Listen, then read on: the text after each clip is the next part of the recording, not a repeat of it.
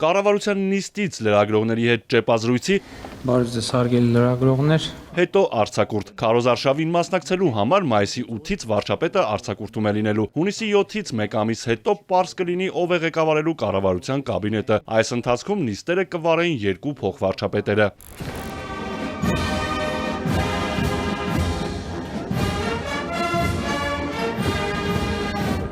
Քարոզարշավին մասնակցելու պատճառով Փաշինյանը մայիսի 9-ին չի մասնակցի նաև Մոսկվայի Կարմիր հրապարակում անցկացվելիք շքերթին։ Հրավեր ստացել է։ Ռուսաստանի Դաշնություն կատարած իմ այցի ընթացքում ապրիլին Ռուսաստանի նախագահին տեղեկացրել եմ, որ քարոզարշավ բերումով չեմ կարողանա մասնակցել մայիսի 9-ի միջոցառումներին։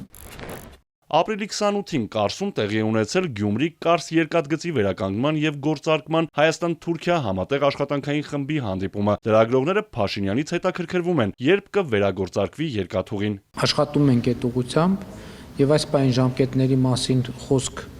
դեռ չեմ կարող որևէ բան ասել, որովհետեւ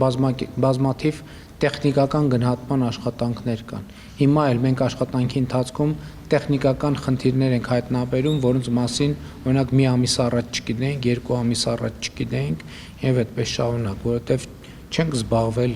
40 եւ ավելի տարիներ, չէ, 40 մոտ 40 տարի չենք զբաղվել պատշաճ այդ ենթակառուցվածքով։ Պետք է հիմա գնահատենք կարիքներ եւ անցնենք գործի։ Այս համատեքստում Փաշինյանը վստահեցնում է, թրիփն անխուսափելիորեն կյանքի է կոչվում եւ իրագործվելու է։ Դրան զուգահեռ Հայաստանը Եվրամիության հետ քննարկում է մեր երկրի հյուսիսով ճանապարհային երթուղիների զարգացման հնարավորությունը։ Արթուր Հակոբյան, Ալեքսանդր Կիրոյան, Էպիկենտրոն։